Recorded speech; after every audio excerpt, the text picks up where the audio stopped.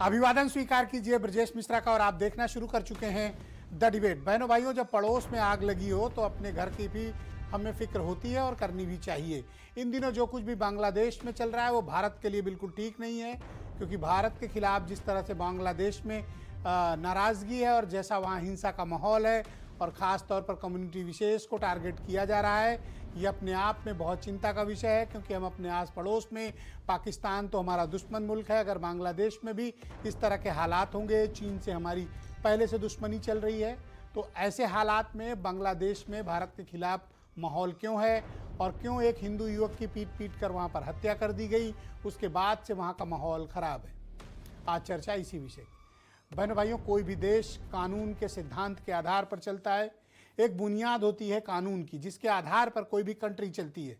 भारत है, बांग्लादेश है, पाकिस्तान, चाइना, कोई भी कंट्री होती है वो कानून के सिद्धांत पर चलती है।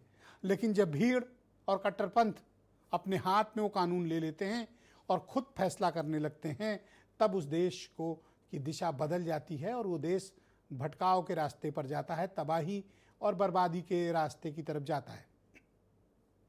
इन दिनों बांग्लादेश के बारे में आप देख रहे होंगे कि बांग्लादेश से आने वाली खबरें उस मुल्क के लिए बेहतर नहीं है।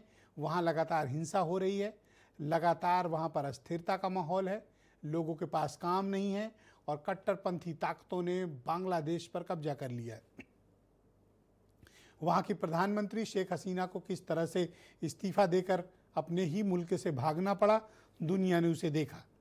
लेकिन इन दिनों हिंसा की एक ताज़ा लहर वहाँ पर चल रही है और इस ताज़ा लहर का नतीजा है कि वहाँ पर हिंदुओं को ख़ास तौर पर टारगेट किया जा रहा है, क्योंकि वहाँ की जो सत्ता है वो वहाँ के जो इस्लामिक स्टूडेंट्स यूनियन है, जो कट्टरपंथी मोर्चे हैं, उनके हाथ में है। और ऐसा माना जाता है और ऐसा हमारा खुफिया एजेंसियों का भी क्लेम है कि उनको ISI और पाकिस्तान का सपोर्ट हासिल है। कितने दुर्भाग्य की बात है कि जिस मुल्क का जन्म ही पाकिस्तान की खिलाफत और पाकिस्तान के हिंसा के प्रतिकार के खिलाफ हुआ हो, वही आज पाकिस्तान के एजेंसी के इशारे पर काम कर रहा है।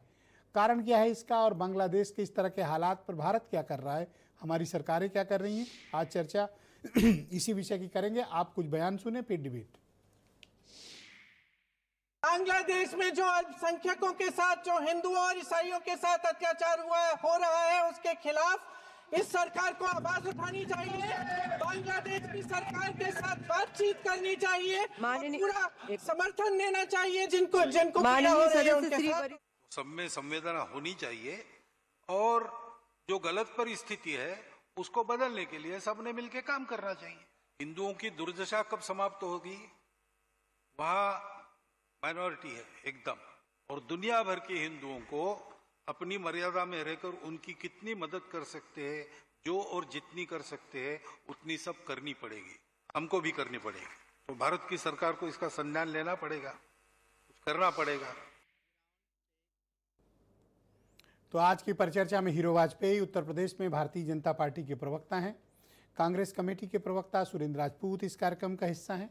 SM अशरफ बहुत ही जाने माने स्कॉलर, अरुण कृष्णा मौजूद हैं मेरे साथ, जाने माने हिंदू धर्मगुरु, डॉक्टर करोरी सिंह विदेश मामलों के बड़े जानकार, उत्कर्ष सिन्हा जी मेरे साथ मौजूद हैं, बांग्लादेश के मामलों के विशेषज्ञ पत्रकार, और वीरेंद्र जी हमारे स्टेट हेड। आप सभी का शुक्रिया और धन्यवाद इस कार्यक्रम का हिस्सा बनने के लिए।